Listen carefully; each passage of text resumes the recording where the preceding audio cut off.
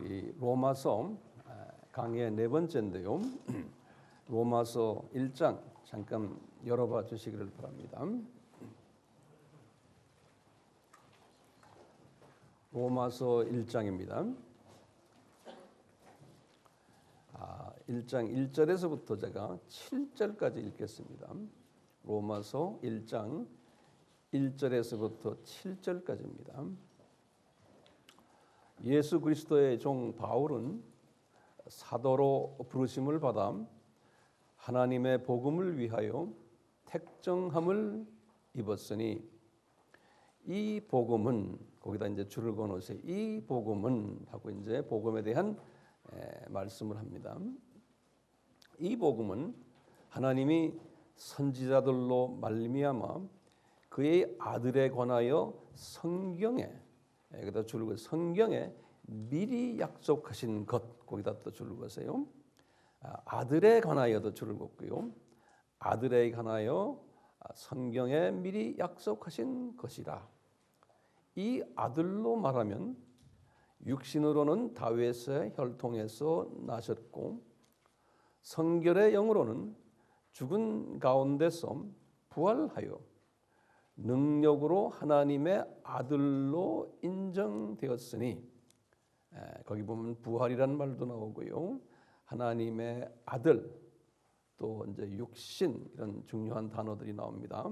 곧 우리 주 예수 그리스도시니라. 거기다 곧 우리 주 예수 그리스도. 알다 보면 다 줄을 그어야 돼요. 이제 5절에 보세요. 그로 말미암아 우리가 은혜와 사도의 직분을 받아, 거기다 이제 줄을 그으세요. 은혜와 사도의 직분을 받아 그 이름을 위하여, 거기다 다 줄 그어야 돼요. 모든 이방인 중에서 믿어 순종케 하나니, 이제 믿어서 순종케 하는데 사도 바울의 사명은 이방인들을 향해서 이 사건을 전하라는, 그러한 택정을 받은 자라는 거예요. 그러면서 이제 6절에 너희도 하는 것은요, 그들 중에 있어. 이 말은 너희도라는 말은 로마에 있는 그리스도인들인데 다가 아니고 그들 중이라는, among them, 많은 기독교인들이 로마에 있는데 당시에 그 중에도 그 소수인 너희도, 그런 소리예요. 너희도 이 사도의 그 사명을 받아서 이 일을 하게 된다는 이야기예요. 너희도 그들 중에 있어 예수 그리스도의 것으로 부르심을 입은 자니라. 로마에 있어 하나님의 사랑하심을 입고 성도로 부르심을 입은 모든 자. 이때 성도라는 것은 좁은 의미에서의 그 소수 구분들을 말하는 거예요. 이 성도로 입으심을 입은 모든 자에게 하나님 우리 아버지와 주 예수 그리스도를 쫓아 은혜와 평강이 있기를 원한다. 은혜와 평강이.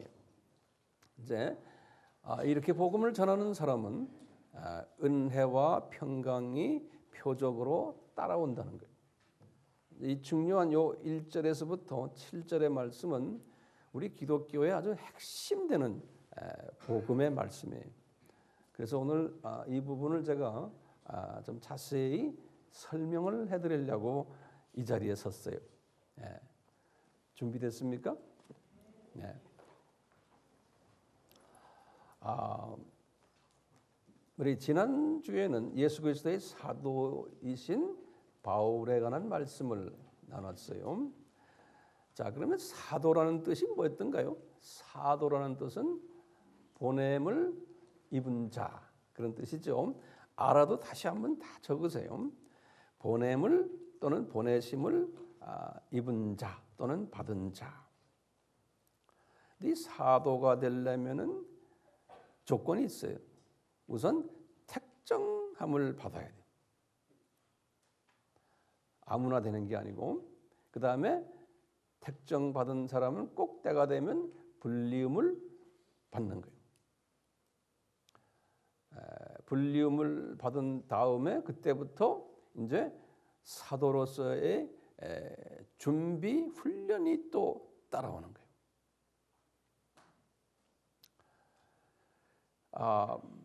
무슨 목적으로 사도로 이렇게 작정해서 부를까요? 또 훈련시킬까요? 목적이 뭡니까?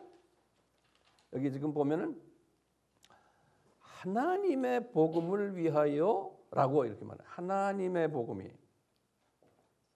굉장히 중요한 개념이에요. 하나님의 그냥 복음이 아니고 하나님의 복음이라고 그랬어요. 그러면 이 하나님은 누군가요? 하나님은 삼위 하나님을 이야기할 때 우리 써요. 예. 여기에서는 또 그 아들에게 할 때는 그 삼위 하나님 중에서의 성부 하나님을 지칭할 때도 또 이렇게 써요. 그렇지만 총괄적으로 삼위 하나님이에요. 이 하나님의 복음이라는 요 단어에 집중해 주시길 바라요. 요거 이제 복음이란 뜻은 뭐냐면 유앙겔리온 그래요. 유앙겔리온 헬라 말이에요. 유앙겔리온. 유앙 뭐라고 그랬어요? 겔리온이에요. 예, 이게 복음이란 소리예요. 이것을 한국말로는 복음. 그게 이제 중국 말이겠죠. 이것은 영어로는 gospel 그래서 gospel. 그래서 이게 무슨 뜻이냐면 복된 소식. 그래서 영어로는 good news라고 그래서 good news라고 번역이 돼 있어요. The gospel, good news. 이것을 원어로 뭐라고 그랬어요? 유앙겔리온 그런 거예요. 유앙겔리온. 그런데 하나님의 복음이라 이렇게 이제 보면 딱 성서에는 그렇게 돼 있거든요. 바울도 그렇게 말했어요. 그래서 이제 하나님의 복음을 영어로는 그랬어요. The gospel of God 그랬어요. gospel, the gospel of God. 이것은 이제 원어로는 어떻게 됐냐면 유앙겔리온 테오스, 테오 그랬어요. 테오스가 아니고 유앙겔리온 테오. 테오란 말은 하나님이에요. 그러니까 하나님의 good news, 복음이란 말이에요. 자, 이제 그러면 우리가 지금 이 하나님의 복음이란 도대체 무엇인가? 이제 지금 바울이 지금 설명했어요. 우리한테 2절부터요. 하나님의 복음은 뭐냐? 이분이 이렇게 이야기하는 거예요. 이 복음은 하나님이 이때는 성부 하나님을 이제 특별히 지칭할 때예요. 하나님이 선지자들로 말미암아 그 아들에 관해서 성경에 미리 약속한 것이라는 거예요. 예. 다시 말해요.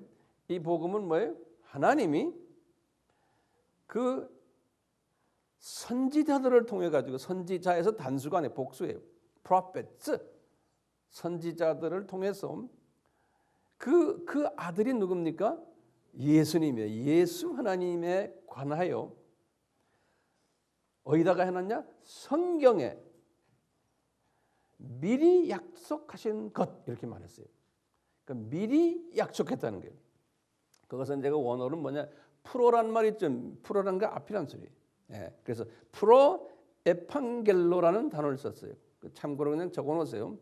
프로 에판겔로라는 단어예요. 이 영어 성경엔 promised beforehand 그랬어요. 그러니까 promised beforehand 미리 promise 한 거라는 거예요. 뭘 통해서요? 성경을 통해서요. 지금 복음에 대한 정의를 제가 하나하나 내려드립니다. 성경을 통해서. 그러면 바울이 그것을 가지고 더 풀어나갔어요. 도대체 하나님 아버지가 아들에 관해서 성경에 미리 약속한 것이라고 그랬는데 그것이 도대체 뭔가? 거기에 이제 바울이 3절부터 설명했어요. 3절부터요.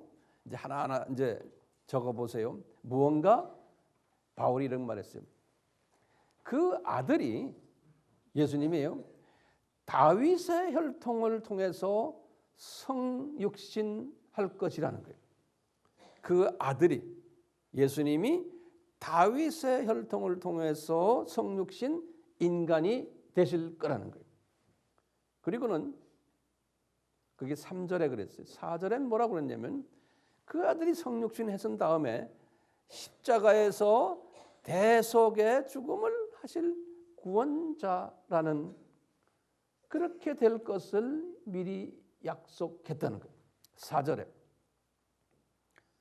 그리고는 똑같이 4절에 뭐냐면 이분이 죽으셨다가 부활하실 것이라는 것을 미리 약속했다는 거예요. 그리고는 4절에 그랬어요. 이렇게 함으로써 이제 사람들이 이분이 하나님의 아들이시구나, 그리고 이분이 예수 그리스도이시구나 라는 것을 사람들이 선포하게 될 것을 미리 예언했다는 거예요. 사람들이 이제 선포한다는 거예요. 그렇게요. 오늘 보면 호리조라는 단어를 썼는데, 이렇게 내가 호리조라는 단어를 이렇게 사전에 찾아보면 declare하다, 선포해버리는 거예요. 그러니까 이제 이분이 이런 분이시구나라는 것을 선포한다는 거예요. 그리고는 그 다음에 주님이 뭐라고 하냐, 그 다음에 바울이 하신 말, 여기서 끝나는 게 아니에요. 복음이 뭐냐? 이 복음을, 이 사건을 이제 바울이 이제 전할 터인데, 이것을 보고 믿고서 순종하는 자가 나온다는 거예요. 이것을 믿고서 모든 사람이 아니고 순종하는 자가 나오는데, 이렇게 순종하는 자가 영생을 받게 된다는 거예요. 그러니까 복음을 딱 보시면 그냥 굿뉴스인데 그 안에 이 내용이 그 안에 숨겨져 있는 거예요. 그러니까 뭐냐? 복음은 복음 자체에다 플러스 그 복음을 전하는 일까지 다 복음으로 정의를 내리는 거예요. 전하면 어떤 분들이, 하나님이 선택한 분들이 그 복음을 받아가지고 믿고 순종까지 하는 그 모든 행위가 다 복음 안에 포괄적으로 들어가 있는 거예요. The gospel. 그런 의미에서 this is good news라는 거예요. good news. 예. 그냥 good news가 아니고 영원한 생명을 얻는 good news라는 거예요. 자, 그렇다면 저거 거꾸로요. 도대체 그럼 사도는 누구고 사도의 사명은 무엇인가요? 그럼 간단해요. 사도는 뭐냐? 이 복음을 뭐예요? 전하는 자들로 미리 예정받아서 불리움받아서 복음을 전하는 자들이 사도인 거예요. 그렇죠? 이 사도의 사명이, 바울이 말하기를 나도 이런 사도다라는 거예요. 자, 다시 거꾸로 말하면 이 사도의 사명은 뭘까요? 사도의 사명은 나나 여러분들을 다 나는 사도로 보고 있어요. 사도의 사명은 뭐예요? 이 복음을 뭐예요? 전파하는 사람들이에요. 그러니까 이게 역동적인 그 안에 성품이 들어있어요. 내가 그냥 복음을 이해만 하고 있는 게 아니라 이것을 내가 전파하는 사람이에요. 전파하는 그 행위까지가 복음인 거예요.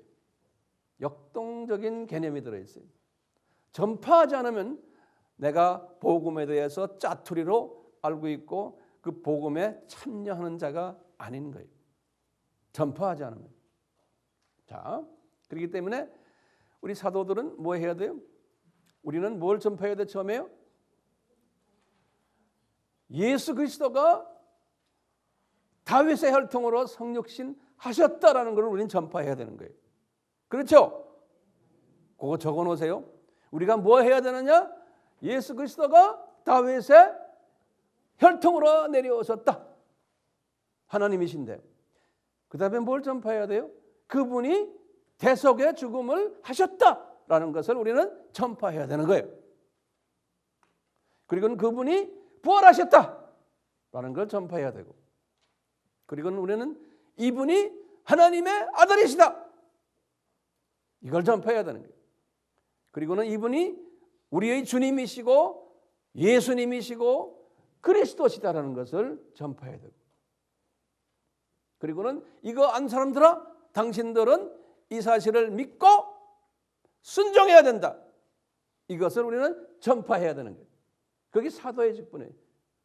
그러므로서 이분들이 영생을 얻게 된다는 거예요. 이것을 전파하는 사람들이 복음을 전파하는 사람들에게 그 복음의 개념이 이렇게 포괄적이에요. 그냥 예수 믿으세요? 이게 아닌 거예요. 그러니까 우리는 중국에 가나 소련에 가나 일본에 가나 이 사실을 우리는 전해야 되는 사명을 받은 자들이에요. 자, 그렇기 때문에요. 이 사도의 사명은 분명해요. 그런데요. 우리가 자칫 잘못하면 이 사도가요. 이 복음을 전한다고 하면서 뭘 전하느냐면 기복 신앙을 전하는 사람들이 있어요. 예수 믿으면 복 받는다. 예수 믿으면 출세한다. 예수 믿으면 당신의 필요를 채워준다. 이건 복음이 아닌 거예요. 그러니까 이렇게 부흥회하고 이렇게 세미나하고 이렇게 설교하는 것은 이것은 예수님이 기뻐하지 않으시는 거예요. 예수님의 자존심을 건드리는 거예요. 니네들 잘 살려고 내가 죽은 줄 아느냐? 아니에요. 주님은 내가 너희들 이 세상에서 잘 살기 위해서 내가 죽은 게 아니라는 거예요. 자, 그렇기 때문에요. 우리가 바울이 지금 말하기를 이 사건은 성경에 미리 약속했다 그런 거예요. 성경에. 그러니까요. 성경에 미리 약속했다 그러니까 뭘 약속한 거예요? 예수님의 복음에 관한 요 지금 정의를 약속했다는 거예요. 그러면 거꾸로 우리가 질문해 보는 거예요. 성경의 주제는 그럼 뭘까? 성경의 주제는 이 예수님의 복음 사건이 성경의 주제인 거예요. 다시 말하면 성경의 주제가 뭐겠어요? 예수님은 하나님의 아들이시다. 그래서 성부 하나님이 그 아들을 하나님의 자녀들 구원시키기 위해서 성육신 시켰던 이야기가 성경에 적혀 있다. 거기서 끝나는 게 아니에요. 이분이 성육신에서 대속의 죽음을 하셨고 부활하셨고 그래서 그리스도라는 그 명칭을 받으셨다. 그러니까 이것을 믿고 순종하는 사람이 영생 얻는다라는 이 내용이 성경의 주제인 거예요. 이 내용이. 그렇죠. 그래서 예수님께서는요. 이 내용이 성경의 주제라는 것을 본인이 직접 말씀하셨어요. 본인이 직접 제자들에게 하신 말씀 요한복음 5장 39절이에요. 요한복음 5장 39절에 나중에 셀 모임 때 여러분들 자세히 보세요. 제가 여러 번 말했어요. 예수님이 하신 말씀이 너희들이 성경을 한번 서치라이트를 가지고서 한번 들여다봐라. 그러면 전부 성경에 관한 이야기는 이때는 성경이 뭡니까? 구약 성경이에요. 그 당시엔 신약 성경이 없었잖아요. 구약 성경의 모든 내용이 다 나에 관한 이야기라는 거예요. 그러니까 나에 관한 이야기란 말이 뭡니까? 복음에 관한 이야기라는 거예요. 그 복음의 정의를 제가 내렸죠. 제가 내린 게 아닙니다. 바울이 내린 복음의 정의예요. 그러니까 성경의 구약에 나오는 모든 스토리가 창세기부터 말라기까지의 스토리가 다 예수님의 복음에 관한 이야기라는 거예요. 우리가 성경을 볼 때 그런 시각으로 봐야 되는 거예요. 예수님이 부활하시고도 이런 이야기를 2번 하셨어요. 누가복음 24장 27절과 누가복음 24장 44절에 예수님이 하신 말씀 구체적으로 그랬어요. 너희들이 모세오경을 봐라, 선지자의 글들 봐라, 또 시편을 봐라. 전부 나에 관한 이야기라는 거예요. 그 나에 관한 이야기라는 말은 이제 여러분들 어떻게 해석해야 돼요? 복음에 관한 이야기라는 거예요. 그러면 복음이 뭐냐? 제가 아까 쭉 설명했어요. 여기에 관한 이야기라는 거예요. 그러니까 복음은 그냥 이해하는 수준이 아니고 그 다음에 마지막에 뭐였어요? 이것을 전하는 일까지 복음이 해당이 되는. 이것을 깨달은 사도 바울이요, 순교 1년 전에 디모데에게, 자기의 영적 아들에게 여기에 대해서 말씀하시는 게 있어요. 디모데후서 3장 15절.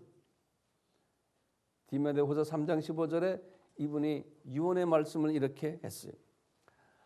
디모데야, 내가 어려서부터 성경을 알았지? 그러는 거예요. 그러니까 이제 디모데에게는 어떤 성경입니까? 구약 성경이에요. 디모데야, 너 어려서부터 이 훈련 받았지? 성경은 능히 너로 하여금 그리스도 예수 안에서, 그리스도 예수 안에서, 이건 그냥 이거 중요한 거예요. 그리스도 예수 안에서 믿음으로 말미암아 구원에 이르는 지혜가 있게 하느니라 그런 거예요. 구원에 이르는 지혜. 거기다 줄을 그어놓으세요. 구원에 이르는 지혜. 이 말은 뭐냐면 하나님의 복음이에요. 우리 말은 아까 하나님의 복음이에요. 이 성경 안에는 구원을 이루게 하는 지혜가 숨겨져 있다는 거예요. 그러니까 복음이, 하나님의 복음이 숨겨져 있다는 거예요. 그러니까 다시 말하면요, 구약을 들여다보면 거기에는 하나님의 복음이 숨겨져 있다는 거예요. 구약에. 다시 말하면 신약적으로 말하면 기독론이 숨겨져 있다는 거예요. 그 안에 기독론이. 자, 그럼 성경의 주제가 그렇다면 부제는 뭘까요? 부제? 성경의 부제는 우리 아까 디모데에게 말씀하셨어요. 바울이 디모데에게, 우리가 유명한 똑같이 디모데후서 3장 우리가 15절을 봤죠. 16절이에요. 16절. 우리는 15절을 보통 안 보고 16절에 강조해요. 16절에. 16절은 뭐였냐면 그 다음에 부제를 이야기하는 거예요. 성경은 하나님의 감동으로 쓴 글인데 하면서 16절에 어떤 목적으로 썼냐? 너희들 교훈시키고 책망시키고 바르게 하고 의로 교육하기 위해서, 유익하게 하기 위해서 썼는데 이는 하나님의 사람으로 온전하게 하며 모든 선한 일을 행하기에 온전케 하는 함이라, 이렇게 말한 거예요. 이게 성경의 부제예요. 성경의 부제는 뭡니까? 구원받은 하나님의 사람들이 어떻게 성결된 삶을 사느냐를 가르쳐주기 위해서 쓴 것이라는 거예요. 그러니까 주제와 부제하고 딱 구별해요.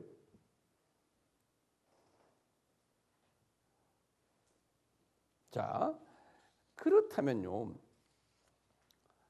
이 성경은 분명히 주제가 있고 부제가 있는 거예요.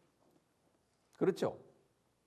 자, 이 주제는 뭐였어요? 복음이, 하나님의 복음이.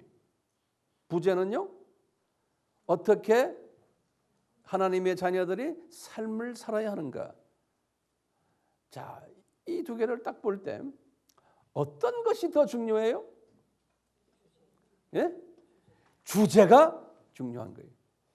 주제를 철저하게 모르고 그것에 대한 깊은 묵상이 없으면 부제가 의미가 없는 거예요. 부제가요. 그런데 지금 사탄은요, 어떻게 해요? 부제에 관심을 더 두게 하는 거예요. 부제에 어떻게 살아라. 그러다 보니까 복음에 약해지는 거예요. 많은 우리 크리스천들이, 세계적인 추세예요, 부제에도 관심이 많아요. 그래서 주제가 어떻게 됩니까? 부제에 관심이 너무 많으면 앞뒤가 전도가 되는 거예요. 우선순위가 전도가 되면 부제가 나쁘다는 게 아니라 부제도 필요하지만 그것은 어디까지나 부제예요. 네. 다시 말하면 우리가 책을 써도 책에 주제가 있고 뒤에 부록이 있어요. 부록. 이 부록하고 이 책의 주제하고는 달라요. 그렇죠? 자, 그러면 부재에 더 우선순위를 두면 어떤 문제가 생길까요? 우선 주제가 약해지는 거예요. 복음이 약해지는 거예요. 또 복음이 변질되는 거예요. 또 복음이 혼합되는 거예요. 또 기독교가 어떤 종교로 변질되냐면 윤리 도덕 종교로 전락될 가능성이 있는 거예요. 예수님을 보는 시각을 어떻게 보느냐? 예수님을 사회 구원자로 보는 거예요. 이 진보 신학하는 사람들은요, 사회 복음자로 보는 거예요. 이 사회를 변화시키는 평화주의자로 예수님을 보는 거예요. 심하면 종교다원주의자로 예수님을 보는 거예요. 예수님에 대한 시각의 착각을 일으키게 하는 거예요.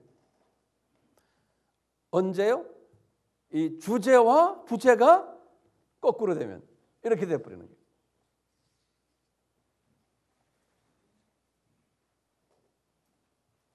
그러니까 뭐가 중요해요? 주제가 중요한 거예요. 주제가. 네. 근데 우리의 질문이 있어요.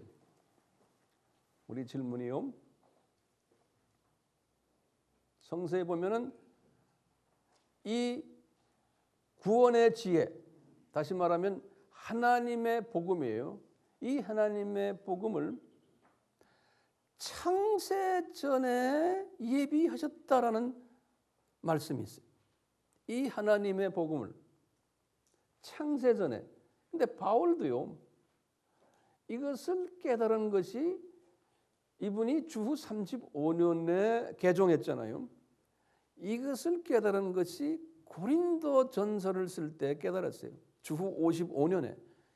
다시 말하면 35년에서 20년 후에 20년 동안 주님과 교제하시면서 이분이 낙원도 구경하시고 많은 영적 훈련을 받은 후에 이 비밀을, 한국말로는 비밀이라고 그랬는데 이걸 무스테리온이라고 그래서 헬라말로는요 미스터리, 영어로는 미스터리라고 번역이 되어 있어요. 한국말로는 비밀이라 번역이 되어 있는데 무스테리온 헬라말로는요, 이 무스테리온을 20년 예수님과 교제하시면서 예수님이 그때 고린도 전서를 쓰실 때 고린도 전서 2장 7절에서 가르쳐 준 거예요.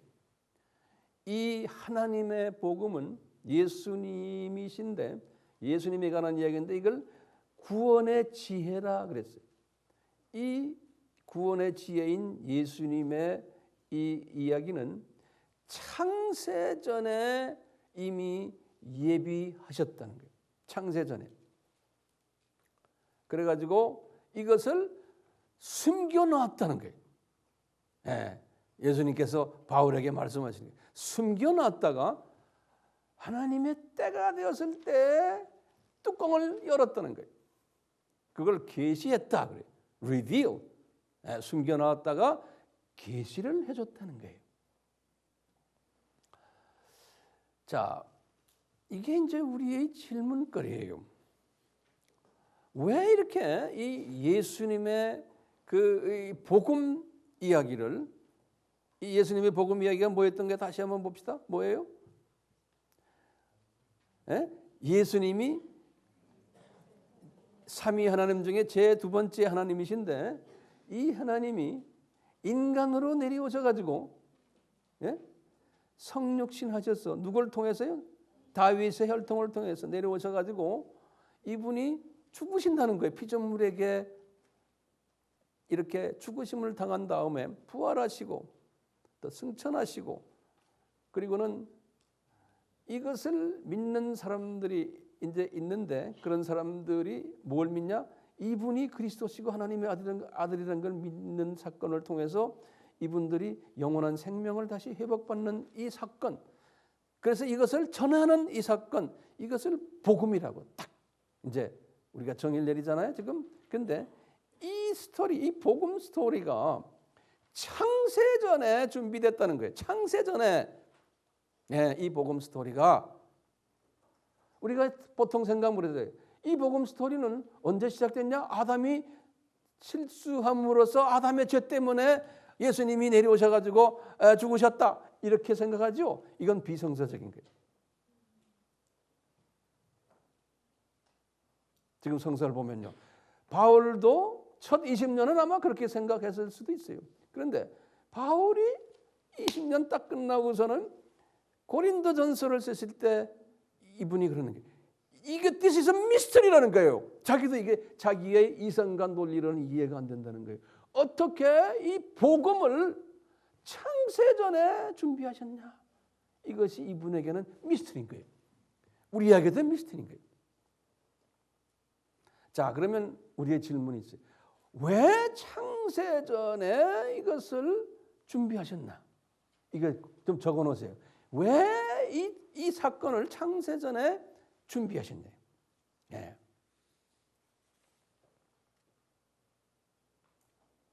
그러려면 이걸로 저도 고민 많이 했어요.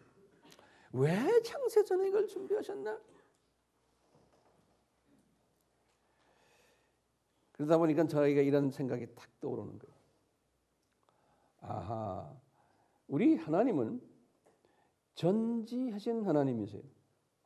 지금 이 말을 잘 적어놓고 이해하셔야 돼요. 우리 하나님은, 삼위 하나님은 전지하신 하나님이세요. 이분이 이제 좀 있으면 피조물을 창조하실 텐데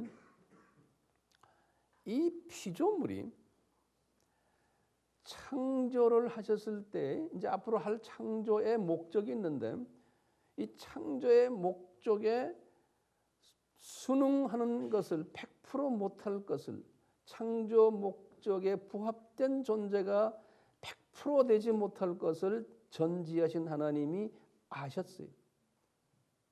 피조물이.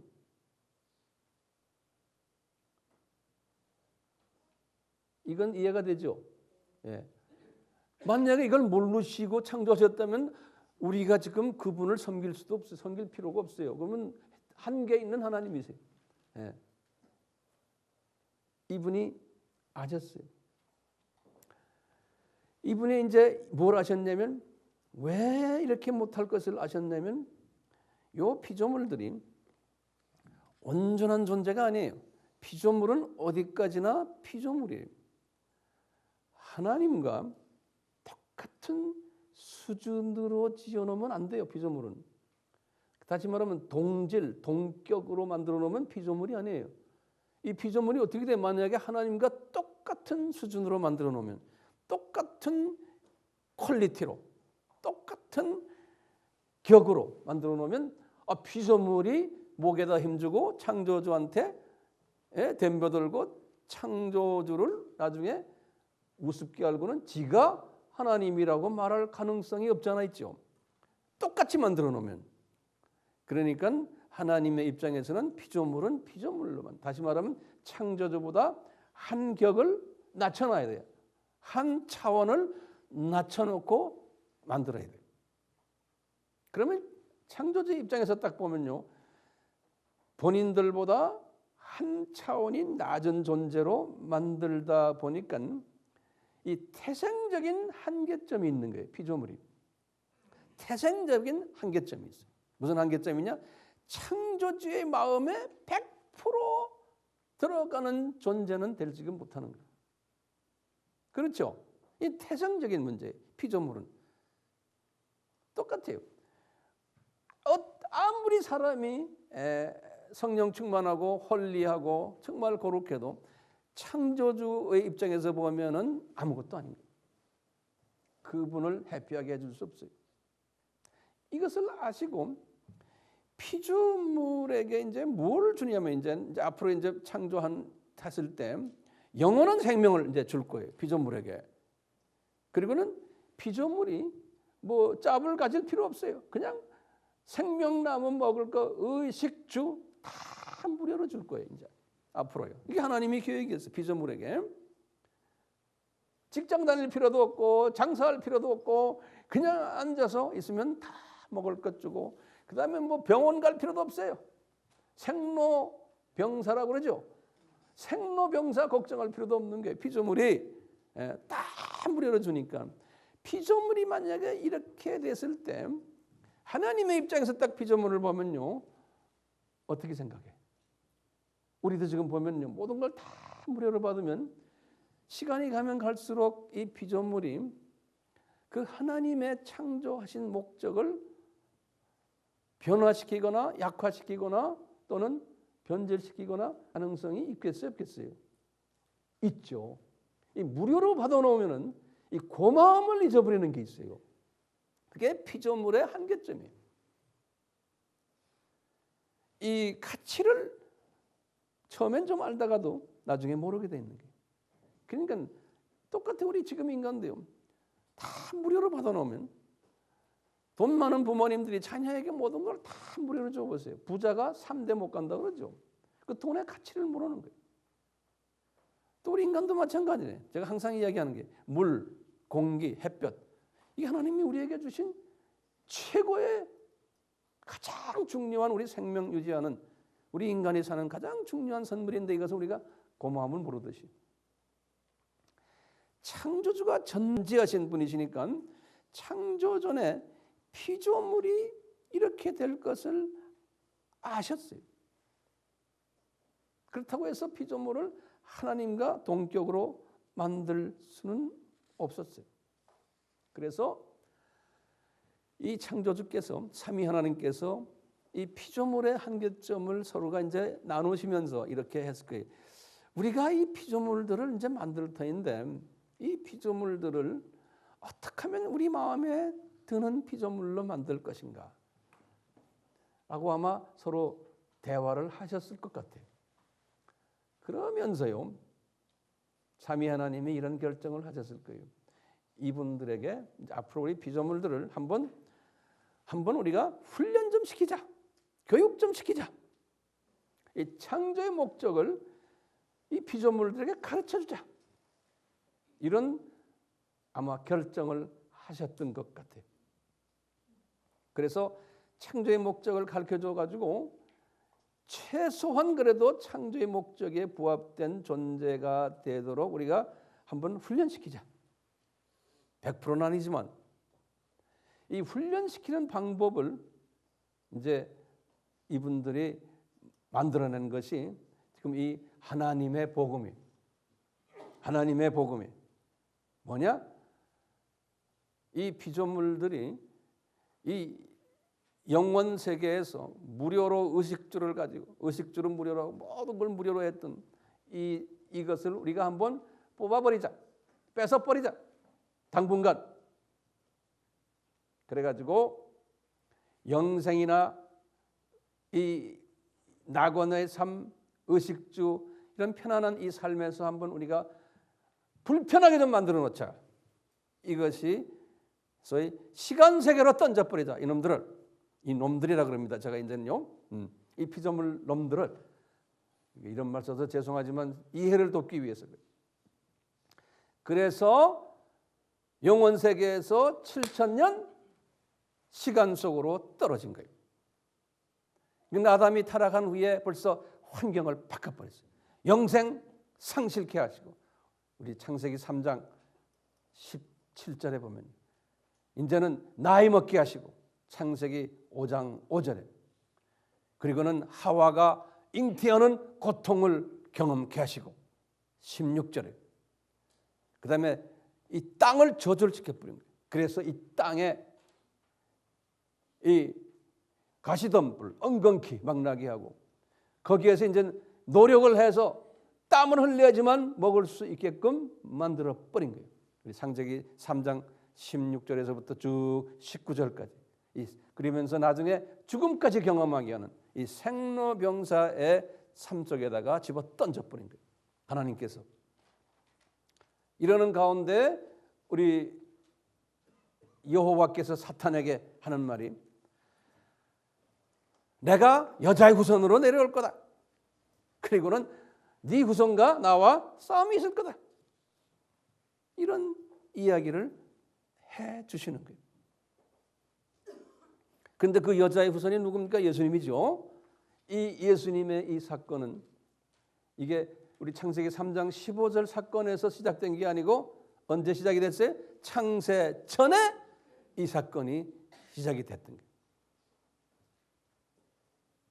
거예요. 이 창세 전에 예수님의 이 성육신 사건, 이 복음의 사건이 준비됐다는 것을 이제 성경 구절 몇 개를 드릴게요. 고린도전서 2장 7절에 여기에도 이 사건이 이 무스터리온, 이 미스터리가 창세 전에라는 단어를 썼어요. 그래서 한번 거기다 원어를 적어 놓으세요. 프로톤 아이오논 그랬어요. 원어를 들여다보면 프로톤 아이오논. 영어로는 before the creation. before the creation. 그런데 만세 전에 미리 정한 것이다 그랬어요. 미리 정했다. 영어로는 predestined. predestined. 예. 그걸 원어로는 그래서 프로오리조 그래서 predestined란 말은 미리 예정해 놨다. 예.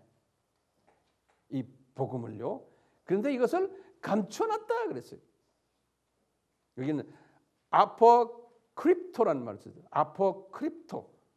감춰 놨다는 말이에요. 아포크립토.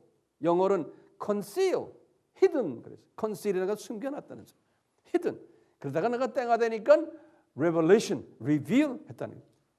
계시하셨다. 이런 말씀이 지금 우리 로마서 강의하잖아요. 이 로마서 마지막 16장 25절에서 26절에도 바울이 또 말했어요. 이 말씀을 감춰놨다. 예.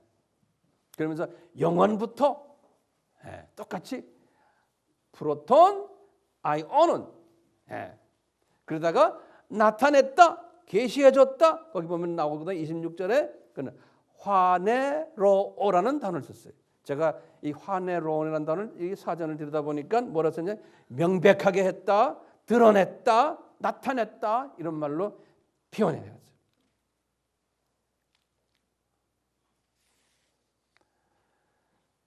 그리고는 이제 에베소서 1장 3절에서 14절 또는 에베소서 3장 1절에서 13절 그리고는 베드로도 또 마찬가지로 베드로전서 1장 19절에서 20절 또 마지막으로 이제 디모데후서 1장 9절 여기에 보면 다 이런 말로 이제 써놨는데 베드로도 순교 1년 전에 이 말씀을 깨달았어요. 그 전에는 이분도 이 말씀을 주님이 주질 않았어요. 베드로에게. 그러니까 이것은 어느 정도 영적으로 성숙됐을 때 이 하나님의 복음이 창세 전에 준비되었다는 것을 그분들에게도 뒤늦게 가르쳐 줬어요. 우리에게 풀리지 않는 질문들이 몇 가지 있어요. 거기다 적어놓은 제목을 우리에게 풀리지 않는 질문들. 여러분들 제가 저 주보 뒤에 그 질문서 읽어보시면 안 돼요. 그 질문서 내가 자세하게 질문 안 했어요. 왜냐하면 이 깊은 이 내용들을 질문에다가 쓸 수가 없어요. 질문서 보지 마세요. 보는 사람이 있어요. 그 나중에 이제 보세요.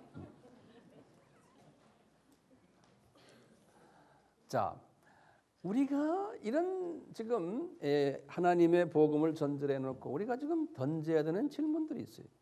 저도 마찬가지. 거기다 적으세요. 이 질문 첫째가 뭐냐면요. 이 루시퍼가 타락했을 때 왜 루시퍼를 타락하도록 허락하셨나요? 왜? 우리 하나님은 전능하신 하나님이세요. 전능하신 하나님이시니까 루시퍼가 타락하려고 할 때 얼마든지 막을 수 있어요. 그래요, 안 그래요? 안 그래야 그러면 문제가 생깁니다. 전능하신 하나님이시니까 얼마든지 타락하는 걸 막을 수가 있어요. 왜 못 막아요? 그러면 또 한 가지 전지하신 하나님이신데 이 타락을 그럼 미리 아셨나? 이것도 우리의 질문이에요. 모르셨다 하면 이것도 또 이거 문제가 심각해져요. 네? 자, 그렇다면 또 질문이 있어요. 타락했어요. 그러면 그 타락한 그 나쁜 그 사람이 아니죠. 나쁜 놈이라고 그럴까요? 그 놈을 왜 지옥에다가 당장 집어넣지 않았냐? 이것도 우리 질문이에요. 지옥에다가 당장 집어넣었으면 아담을 타락시킬 그러한 배경이 없는 거예요. 아담이 타락할 수도 없는 거예요. 왜 지옥에다가 당장 집어넣지 않았나 이게. 또 우리의 질문은요. 이놈이 타락했으면은 그냥 혼자만 타락시키지 왜 천사의 3분의 1을 데리고 또 다 가도록 허락하셨나 이게. 이게 또 우리의 질문들이에요.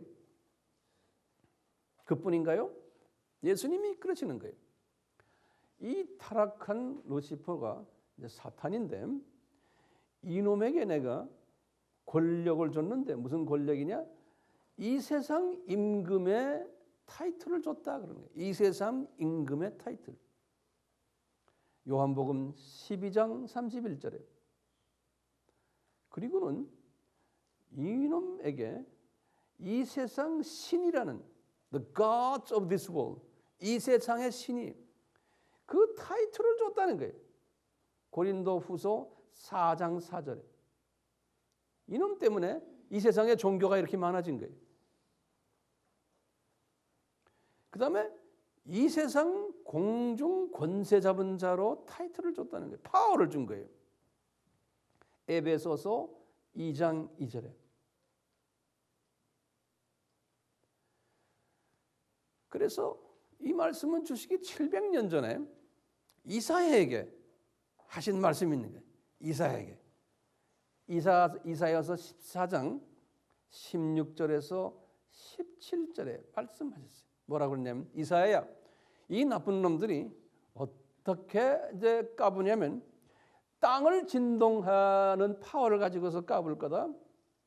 열국을 흔드는 전 세계를 황무케 하는 그런 파워를 행사할 거다라고 예언하신 거예요. 예, 이놈들이. 그러면서 이사야에게 하신 말씀이 있어요. 나중에 이사야서 54장 16절에 여호와께서 예수님이에요. 이사야에게 하시는 말씀이 이래. 이사야야 내가 파괴자도 내가 창조한단다 그러는 거예요.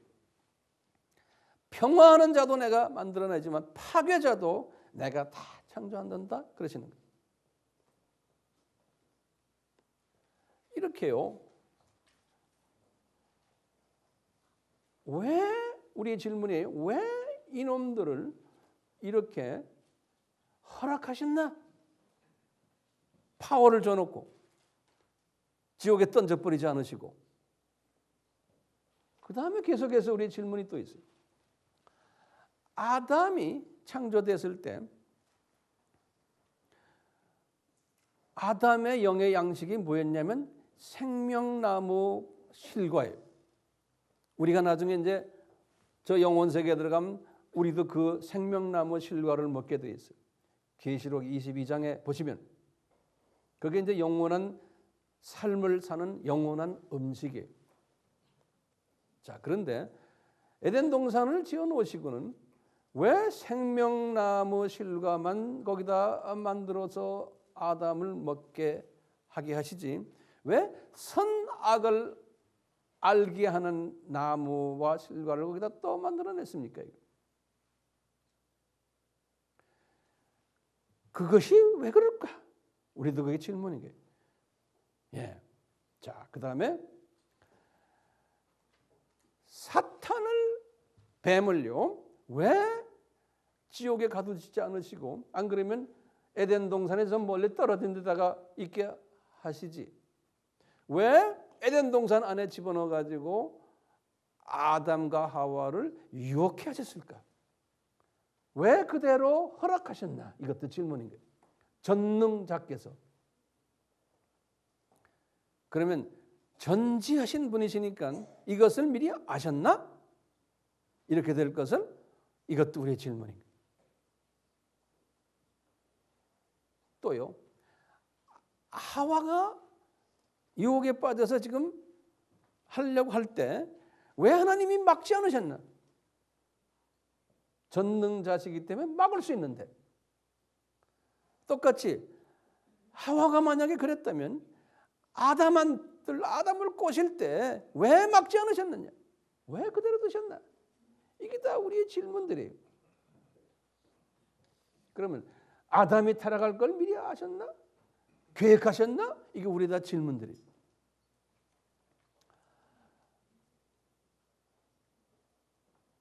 그리고는 이런 사건이 딱 터진 후에 소위 원시복음이라고 그래요. 창세기 3장 15절을 원시복음이다 그래요. 여자의 후손과 사탄의 후손의 싸움할 사건. 예수님이 성육신에 오실 것을 사탄에게 이야기하시는 거예요. 요 사건 후에. 그러시고는 이제 하와에게 하시는 말씀이 있어요. 창세기 3장 16절에 하와야, 너는 이제 잉태하는 고통을 경험할 것이다. 너 아기 낳을 때 굉장히 아프게 낳을 거다. 남편 너는 사모해야 되고 남편이 너를 다스릴 거다. 이렇게 하와에게 말씀하시고 아담에게도 말씀하시는 거예요. 아담아, 이제 네가 사는 땅을 내가 저주한다. 너는 종식토록 땀 흘리고 수고해야지만 먹을 것 먹게 된다. 네가 사는 땅은 가시덤불과 은건기로 가득 찰 거다. 그리고 너는 채식을 할 것이고 이제 열매를 먹지 않고, 그리고는 너는 필경 흙으로 돌아갈 것이다. 영생을 이제 빼앗긴 이야기가 나와요. 그리고는 너 이제부터 지금까지는 타락 전까지는 무화과 나무의 잎을 치마로 만들어서 입고 다녔는데, 창세기 3장 7절이에요. 그런데 이제부터는 동물을 잡아서 가죽 옷에 치마를 입어야지만 된단다 그러는 거예요. 창세기 3장 21절이에요. 왜 이 치마를 바꾸셨나? 이것도 우리의 질문인 거예요. 이 가죽 옷을 입은 후에 변화 사건 우리가 볼 수 있어요. 이제 창세기 3장 22절부터요. 이거 보시면 가죽 옷을 딱 입으니까 이분이 이제 타락한 후에요. 가죽 옷을 입으니까 어떤 일이 일어났냐면요. 하나님이 딱 보니까 저 양반들이 지금 아담과 누구예요? 하와예요. 우리처럼 영의 눈이 열리는구나. 이걸 보신 거예요. 가죽 옷을 입으니까 영의 눈이 열려가지고 선악을 아는 사람이 되었다는 거예요. 다시 말하면 여기에 나쁜 놈이 있구나, 여기에 성령님이 계시구나, 예수님이 계시구나, 이 눈을 뜨게 됐다는 거예요. 뭘 입으니까요? 가죽 옷을 입으니까. 그러니까요, 이 삼위 하나님이 하시는 말씀이 있어요. 우리가 저놈들 보니까 지금 요 생명나무를 먹으려고 지금 덤벼든다. 가죽 옷을 입으니까. 그래서 저 생명나무의 실과를 먹으면 이제는 영원히 죽지 않을 것을 알고 그 실과를 먹으려고 한다.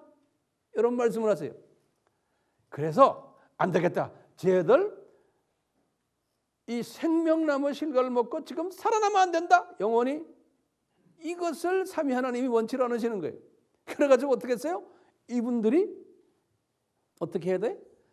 요 에덴 동산에서 요 실과나무를 먹지 못하게, 생명의 과실을 먹지 못하게, 생명의 과실을 그 나무를 보호하는 뭐예요? 화영금으로 보호시키고, 에덴 동산을 천사들, 그룹 천사들로 보호시켜서 이분들이 요 생명나무를 먹지 못하게 하셨다는 거예요. 자, 그럼 이게 우리의 질문이에요. 왜 하나님이 아담에게, 하와에게 이 생명나무를 먹고 영원한 생명을 가지려고 애쓰는 사람들에게 그걸 먹지 못하게 하시네 이게. 네?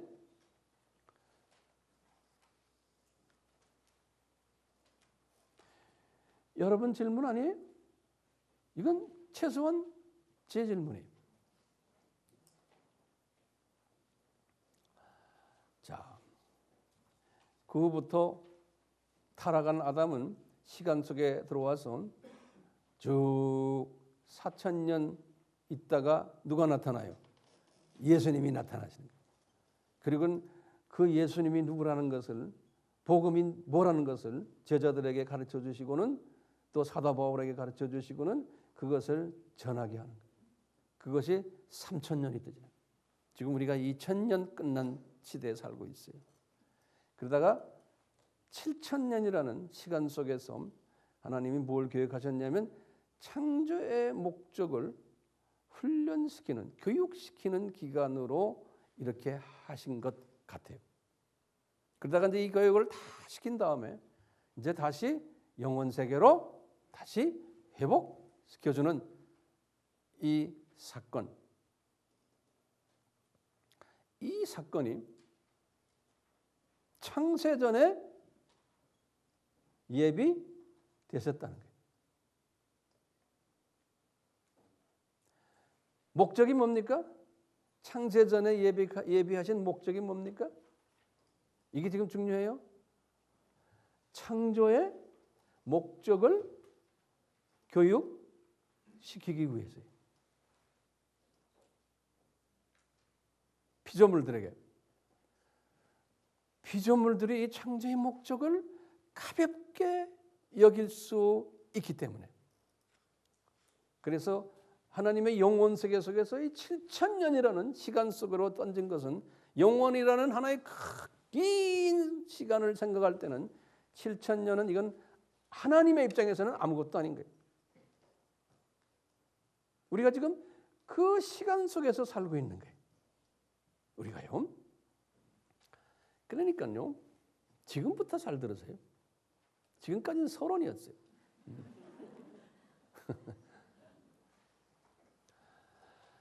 자, 창조의 목적대로 사는 사람을 하나님이 가장 이뻐하겠죠. 왜요? 이것을 교육시키기 위해서 이 엄청난 이 예수님이 시간 속으로 내려오는 사건을 계획하신 거예요. 그렇기 때문에 목적이 뭡니까? 우리 하나님의 자녀들이 창조의 목적을 깨달아 가지고 그대로 사는 사람, 100%는 못하지만요, 그렇게 살려고 애쓰는 사람을 하나님이 가장 사랑하시고, 그런 분은 하나님이 어떻게 해요? 이제 영원 세계에서 가장 높임을 주는 그러한 일들을 하실 거예요. 그러니까 우리가 지금 크리스천 삶이 그래요. 여러분들이나 나나 가장 그분에게, 우리 하나님께 사랑을 받는 행동을 하려면 창조의 목적에 최소한 부합되려고 노력하는 사람. 그런데 이것도 노력이 아니에요. 이것도 은혜가 필요해요. 은혜가 있어야지만 이것도 가능해요. 제가 보니까요. 예. 이렇게 하는 사람은, 이 은혜를 받은 사람은, 바울도 그러는 게, 그런 사람에게는 평강이 따라온다는 거예요. 그래서 은혜와 평강이 있을지어다 그러세요.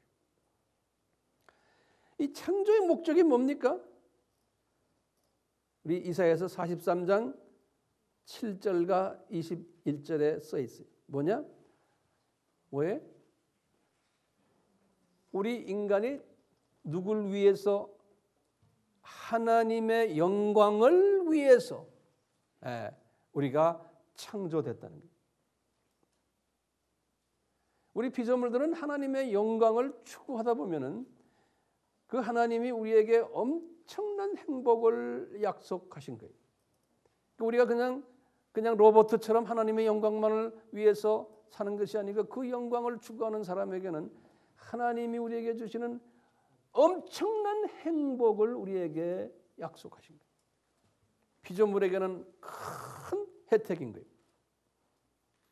그래서 성서에서는 하나님께 영광 드린다는 그러한 그 구체적인 대답을 우리에게 제시해 주고 있어요.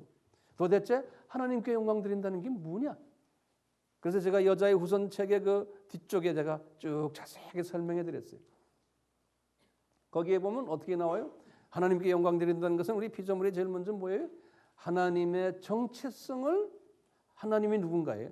하나님의 창조주 삼위 하나님의 정체성을 깨닫고 인정하고 묵상하며 이제 경배하는 거예요. 이게 하나님께 영광 드리는 첫째 단계죠. 첫째 단계가 뭐죠? 하나님의 정체성을 우리가 깨닫고 인정하고 묵상하고 경배하는 거예요. 그래서 하나님의 정체성을 제가 세 가지로 한번 나눠봤어요. 우리 그 책에도요. 첫째는 뭐냐? 존재적인 하나님의 정체성이. 존재적인 측면에서 이분은 삼위 하나님이시다. 이분은 자존하시는 하나님이시다. 누가 만들어낸 하나님이 아니에요. 자존하시는. 그 다음에 세 번째는 영원하신 하나님이시다. 한시적인 분이 아니세요. 네 번째는 불변하시는 하나님이시다. 이 네 가지를 존재론적 속성이라 이렇게 제가 한번 말을 만들어 봤어요. 그러니까 이것을 묵상하는 거예요. 고백하고 묵상하고. 이걸 하는 사람 하나님께 영광 드리는 사람이에요. 두 번째적 속성은 사역적인 속성을 하나님의 정체성에서요. 사역적인 속성 중에 하나는 이분은 창조주이시다. 두 번째는 전능하시다. 세 번째는 전지하시다.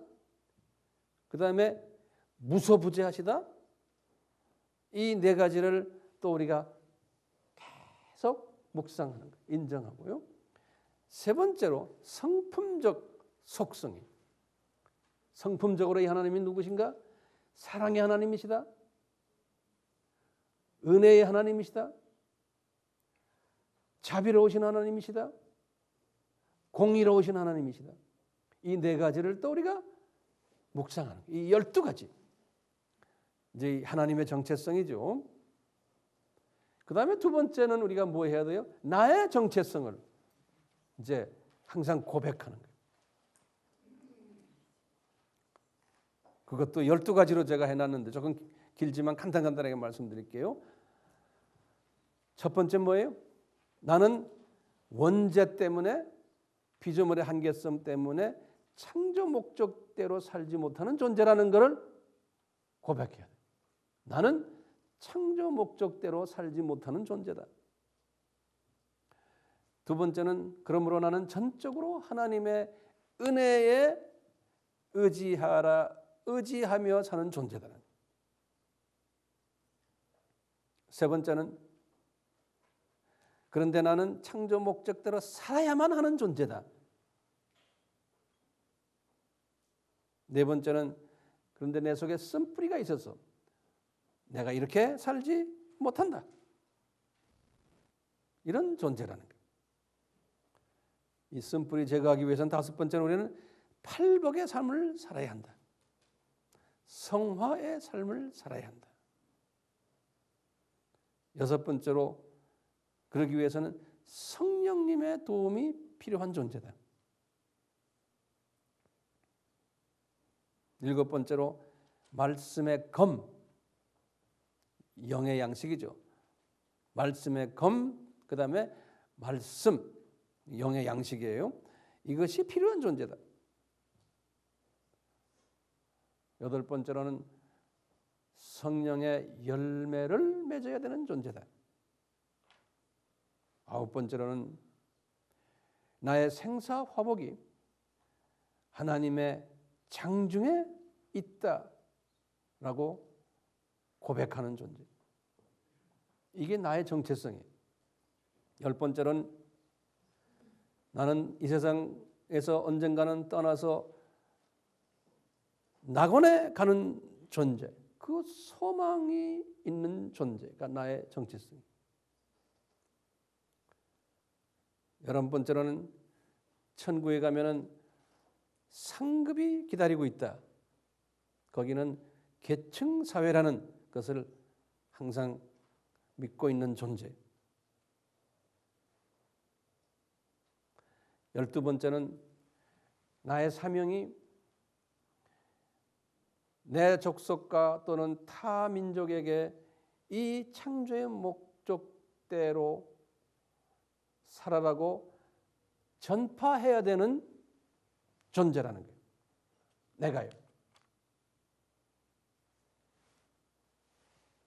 이런 나의 정체성이 있은 다음에 세 번째로 이제 간단하게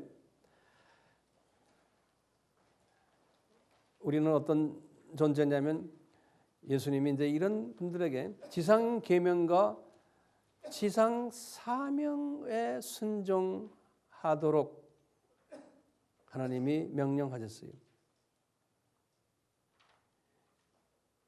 나의 정체성, 하나님의 정체성, 나의 정체성, 그 다음에 지상 계명과 사명에 순종하는 그러한 나의 사명, 이것을 하는 분을 보고 하나님이 나를 너희들이 나에게 영광을 베푸는구나. 너희들이 나를 영화스럽게 하는구나. 이렇게 하나님의 시각에서 본다는 거예요. 우리 지상 계명은 중에 가장 중요한 게 그래서 뭡니까? 수직 계명이에요. 수직 계명은 창조주만 섬겨라. 그리고는 수평 계명이 있고요. 지상 사명은 뭡니까? 이것을 내 민족과 타 민족에게 전해라. 하나님께 영광 드려야 된다는 것을 이것을 전해라. 이것이 지상 사명인 거예요. 자, 제가 결론적인 말씀 몇 마디만 좀 하겠습니다. 결론적으로 질문이 뭡니까? 왜 하나님이 우리에게 복음을 주셨나요? 이렇게 물어보면 이제 대답할 수 있겠어요? 그리고는 복음이 도대체 뭔가?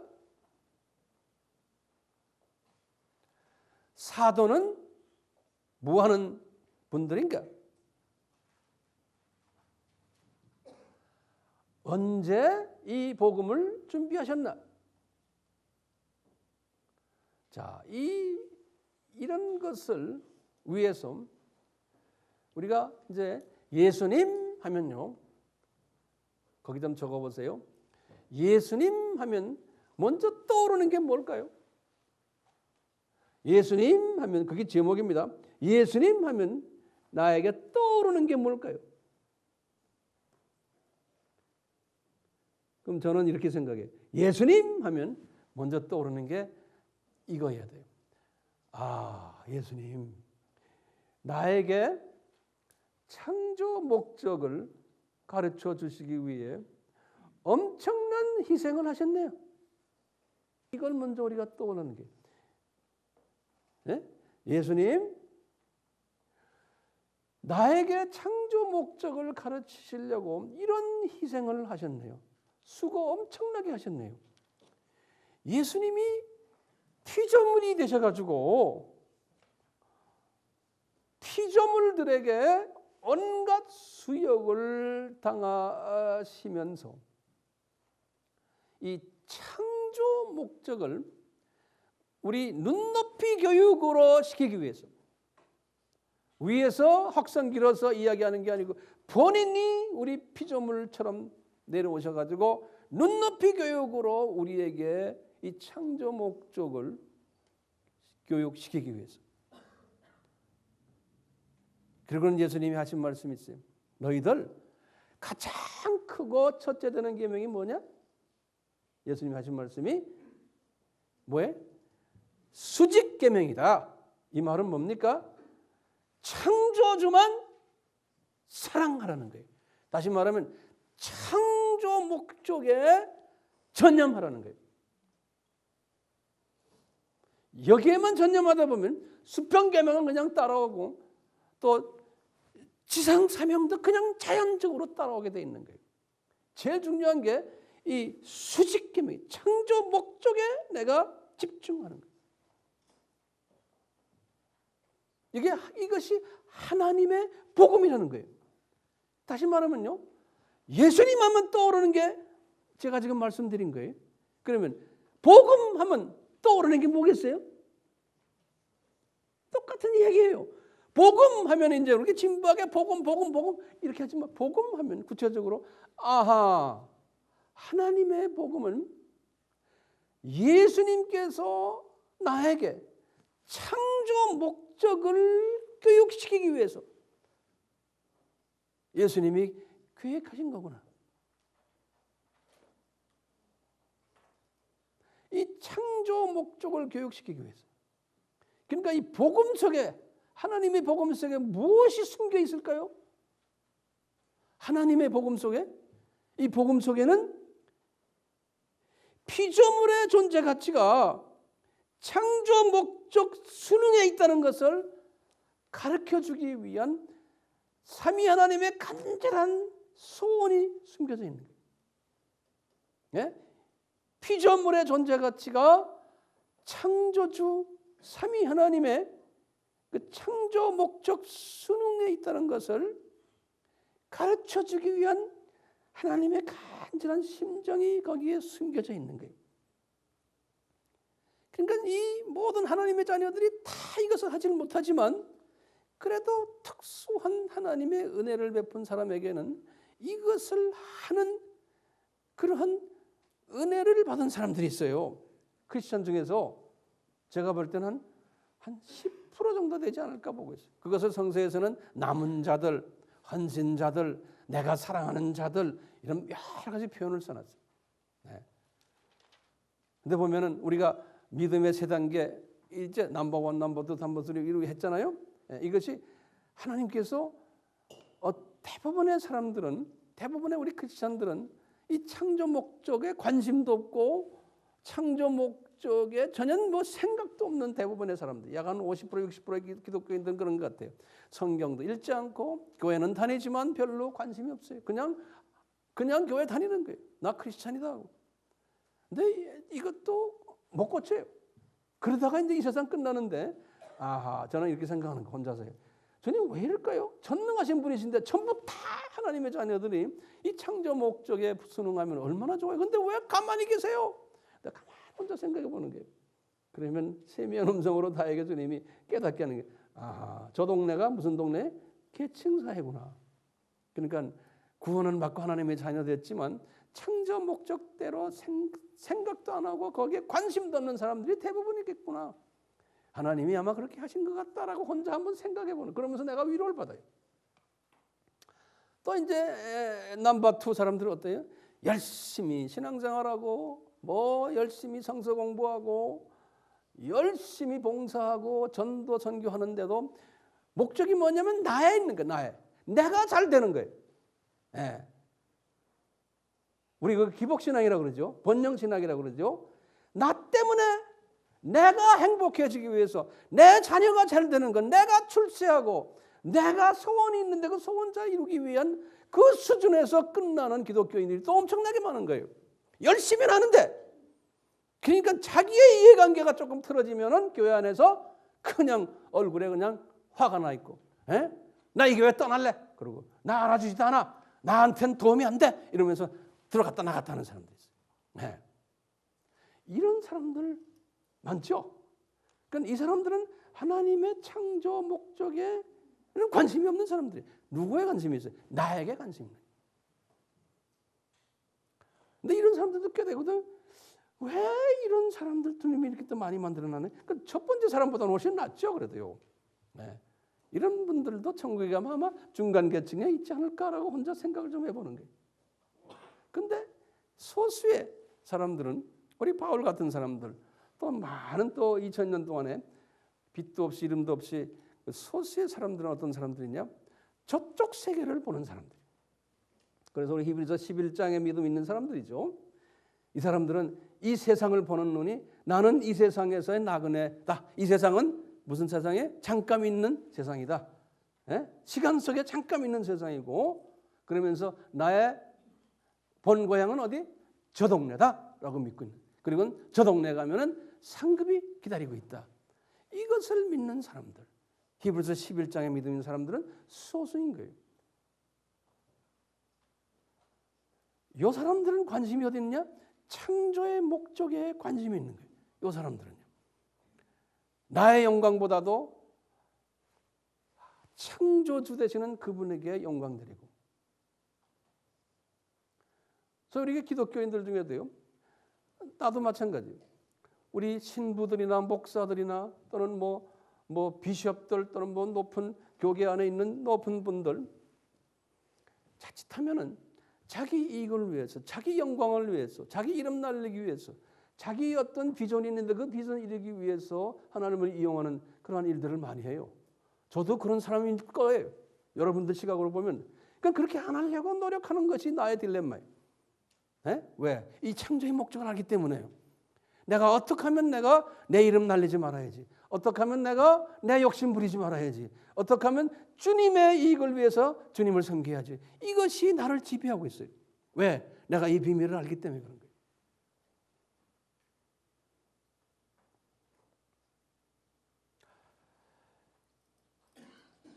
그런데 바울도 그러는 거예요. 자기가 이것을 깨닫고 보니까 이것은 mystery of kingdom of God 그랬어요. 하나님 나라의 이거는 미스터리라는 거예요. 본인이 그래도 내 이성으로는 이게 이해가 안 된다는 거예요. 내 이성으로는 이것이 정리가 안 된다는 거예요. 그런데 바울이 나중에 이것을 다 영적으로 가르침 받아가지고 정리를 받았어요.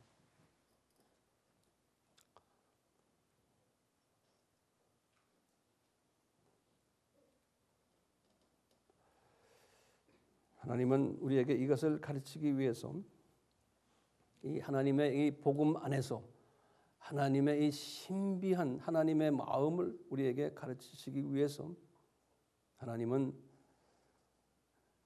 7,000년이라는 긴 시간을 우리에게 던져주셨어요. 근데 알고 보면요, 이 말을 잘 들으세요. 7,000년이 아니에요. 창세전에 하나님이 우리에게 이것을 가르치기 위해서 준비하신 거예요. 그러니까 우리 하나님을 보시면요, 그분의 교육 기간이, 우리를 향한 교육 기간이 얼마나 길어요? 예? 광대하신 거예요. 이분의 우리를 향한 트레이닝 기간이 광대하신 거예요. 엄청나게 크신 분이세요. 그러니까 이분은요, 이 거시적인 틀 안에서 장기적으로 그런 안목을 가지고서 하나님이 우리를 트레이닝시키는 플랜을 짜신 거예요. 그러니까 우리 피조물들은 그리고 개미처럼 말이죠. 이 하나님을 이해하려고 그러고 나의 입장에서 내 이성 가지고 이 하나님을 내가 이해하려고 그러고 이 하나님을 자기가 평가하고 이래요. 그러니까 이 하나님이 크신 하나님이니까요. 저놈의 개미가 뭐라고 떠들어도 웬만하면 그냥 팍 발로 그냥 밟아버리면 되는데 그러다 봐주고 가만히 제잘거리는 걸 보고 논다 그러면 자서 이 정도예요. 우리가 좀 뭐 공부 좀 하고 뭐 또 뭐 좋은 학교 다니고 학위 받고 뭐 좀 똑똑하다고 까부는데 그 까부는 게 그 자체가 하나님이 시작해 볼 때는 그놈의 자식 그냥 가만 놔두는 거예요. 왜 가만 놔두? 너무나 크신 분이세요. 이 피조물들을 까불지 말아라 이놈들아. 그러다가 나중에 이제 서울대학병원에 이제 입원하는 거예요. 그러다가 별난 약 다 쓰고 뭐 유명한 의사가 와서 말하고 이러고 다 한 다음에 나중에 아래층 영안실로 내려가는 거예요. 그게 인생이에요. 그러니까 우리가 함부로 까불지 말아야 돼요. 이 창조주 앞에서는요.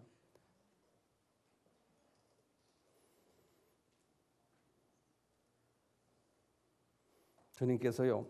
이런 시각을 가진 분이신데 이분은 목표 지향적인 분이세요. 철저하게 자기가 목표를 설정해 놓고 이 일을 하고 계세요. 창조전부터. 적당히 하시는 분 아니죠. 우리 예수님도 이 세상에 내려오실 때 분명한 목적을 가지고 내려오셨어요. 그리고는 제자들에게도 이 목적을 분명히 가르쳐 주시고 이런 시각에서 볼 때요. 우리 하나님의 자녀들은 이제 그 예수님을 닮는 하나님의 자녀들은 최소한 이런 시각을 가질 필요가 있다고 봐요.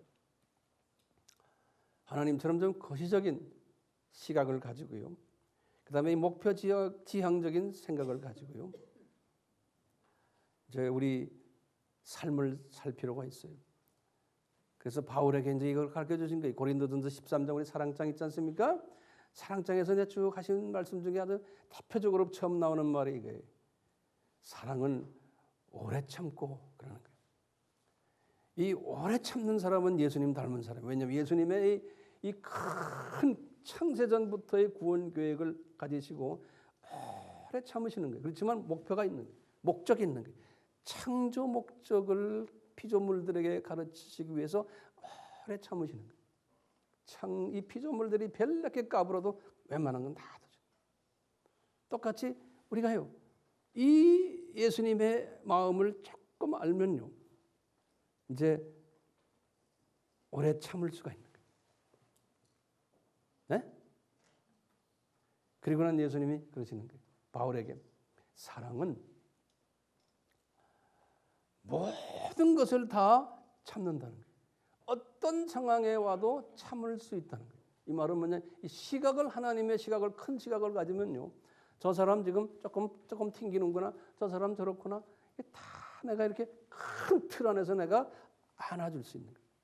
그래서 사랑은 모든 것을 내가 견딜 수 있고 바랄 수 있고 믿을 수 있다는 거예요. 조금만 나한테 좀 불편함이 있으면 탁탁거리고 하는 사람은 아직도 이 시각이 있다 없다. 아직도 없다가 아니고 약간 부족하다라고 볼 수 있나요? 근데 이 연습을 우리가 할 필요가 있는 거예요. 우리가 성서 공부를 하는 목적이 우리가 이런 하나님의 시각까지 나를 이끌어가는 여기까지 가는 게 우리 성서 공부의 목적이에요.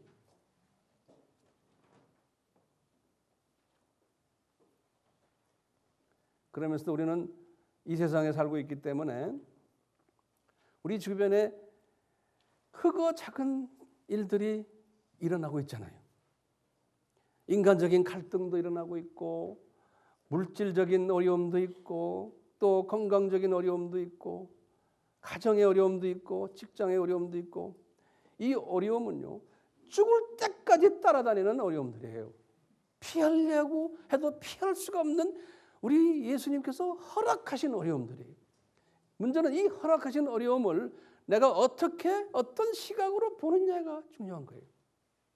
예. 이 하나님의 복음적인 차원에서 말이죠. 이 큰 그림 속에서 이 어려움을 볼 때 그 어려움이 나도 모르게 용해가 되는 거예요. 예. 이 시각의 차이예요. 그래서 예수님께서는요. 모든 기독교인이 아니에요. 로마서 8장 28절이에요. 하나님을 사랑하는 사람이에요. 또 그 뜻대로 부르심을 입은 사람은 모든 것이 합해서 선을 이룬다고 그랬죠. 이건 모든 크리스천이 아니에요. 하나님을 사랑하는 자는 수직 계명을 하는 사람이에요. 예. 우상숭배하지 않는 사람이에요. 돈 좋아하고 명예 좋아하고 자기가 최선이고 자기 미미미하는 사람은요. 여기에 해당이 안 돼요. 이 하나님을 사랑하는 자는 그 뜻대로 부르심을 입은 사람은 하나님이 택하신 사람이에요. 모든 것이 앞에서 어려운 때도 인간적인 갈등이 있을 때도 건강 문제가 있을 때도 자녀 문제 있을 때도 그거 알고 보면 다 하나님께서 좋게 만들려고 나에게 이익을 주기 위해서 하신다는 거예요. 그런 사람은 예수님 안에서 어떤 문제가 있어도 은혜가 있고 평강이 있다는 거예요. 그래서 바울의 편지는 항상 이것을 강조하는 거예요. 이분이 이것을 경험했기 때문에 오늘도 말씀 중에서 나오잖아요. 예수님이 바울을 통해서 하는 말이 너희들아 은혜와 하나님의 은혜와 예수님 안에서 평강이 있기를 간구하노라.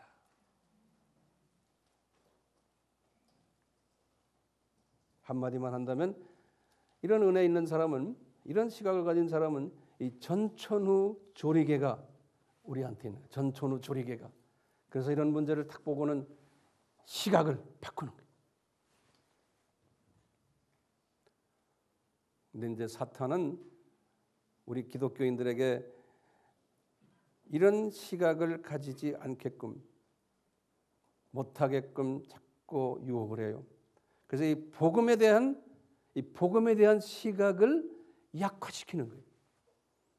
이 복음을 왜 대부분의 기독교인들이 복음에 대한 시각이 약해요. 우리가 복음의 정의, 이 시각이 약하기 때문에 영의 눈이 어두워질 수밖에 없는 거예요. 눈이 감기거나 어떤 사람은 근시안적인 시각 갖고 있고 또는 어떤 사람은 난시, 원시 또는 생명, 이 복음에 약하면요, 이 조리개가 이게 제대로 움직이질 않는 거예요. 또는 복음을 변질시키면은 다른 복음을 이야기하는 거예요. 바울은 그런 사람 저주가 있다고 그랬어요. 요새 와서는 이 다원주의적인 복음을 변질시키거나 혼합시키면은 이렇게 되는 거예요. 우리는 지금 종말 때에 살고 있기 때문에 사탄은 우리에게 이 복음을 약화시키거나 또는 주객을 전도시키거나 또는 복음을 혼합시키거나 이런 일들을 크리스천 안에서 하게끔 하세요. 그러니까 이것도 주님께서 다 이제 하시는 거지만, 왜냐하면 예수님께서 종말 때의 징조 중에 이런 일이 일어날 것을 예수님이 예언하셨다는 것은 예수님이 계획하신 거예요. 그러니까 우리 크리스찬들은 이 계획 속에서 우리가 말려 들어가면 안 되겠다는 거예요. 그래서 우리는 복음에 강해져야 되는 거예요. 나만 강해지면 됩니까? 아니죠. 내 민족에게 이것을 외쳐야 되고 그 다음에 타민족에게 이것을 우리가 외쳐야 되는 사명이 있는 거예요. 바울이 그래서 이런 사람이 사도고 이것을 행하는 사람을 포괄적으로 복음이다 이렇게 말씀하셨어요. 그렇죠? 오늘 좀 어려웠죠? 좀 봅시다. 아이고 저도 힘들었어요. 하지만 이 복음 우리에게 주셨으니 감사하죠. 네. 우리 같이 기도합시다.